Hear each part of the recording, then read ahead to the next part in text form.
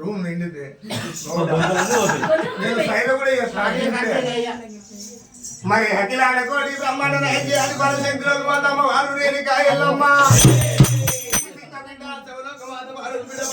రేణికాయల్లమ్మ పరమ కళ్యాణి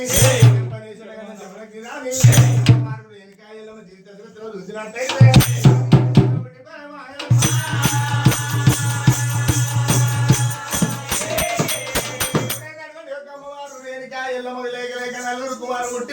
కుమారుతో అడవిలో ఎప్పుడు పుట్టిందో అమ్మవారు రేణికాయల్లమ్మ బాలకు గుడి వెళ్ళి పుణ్యం చేసి పేరు పెట్టేయాలనుకోని అమ్మవారు రేణికాయల్లమ్మ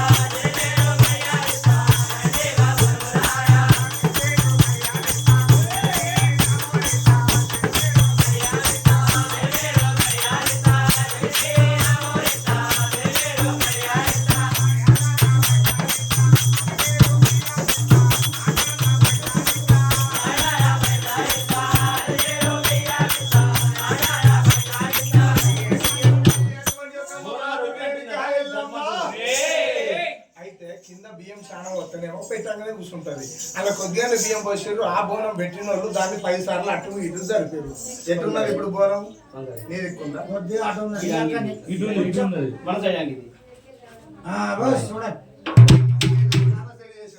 మరి ఒక దోశ అయిపోతుంది కదా. మరి ఎప్పుడైతే అటువంటి పూడి వేసి పుణ్యం చేసి పేరు పెట్టి వెళ్ళాలి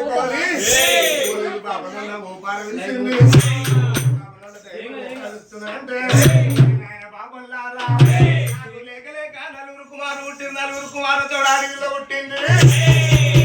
అటువంటి యొక్క బాల కూడి వేసి పుణ్యం చేసి పేరు పెట్టినట్టయితే కడియాలు ఇస్తున్నారు, పైసలు ఇస్తున్నారు. అమ్మవారు రేణికాయల్లమ్మ ఊరు బాబనలు ఎట్లా వెళ్తుందంటే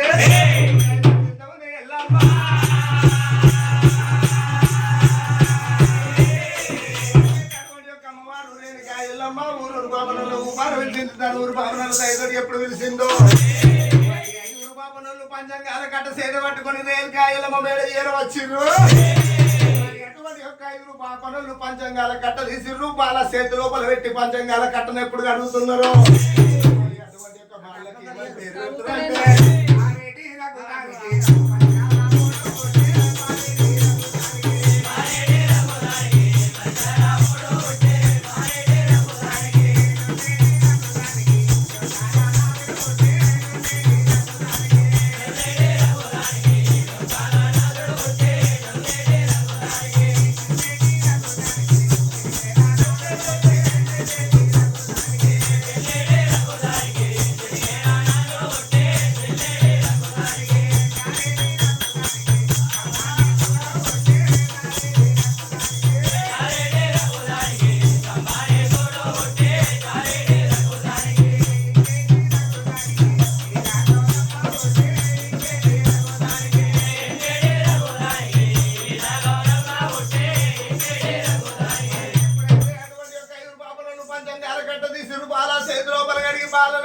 పేరు పెడుతున్నారంటే మరి పారెడ్డి రక్తాన ఉట్టిండు పరశురాముడు అని పేరు పెడుతున్నారు. డొల్లిపోయిన రక్తాన ఉట్టిండు డొక్కలాదని ఎప్పుడు పేరు పెడుతున్నారు.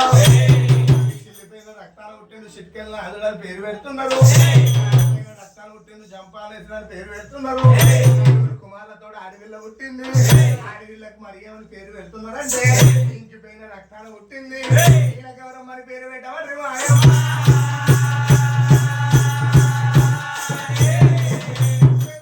అమ్మవారు ఐదుగురు పాపం నెమ్మడి పెట్టుకున్నది. బాలకు అటువంటి ఒక గుడి వేసి పుణ్యం చేసి పేరు ఎప్పుడు పెట్టించిందో మరి నేనుతో ఒక్కదాన్ని ఉండిపోతే లేకలేక నాకు నలుగురు కుమార్లతో అడవిలో పుట్టింది.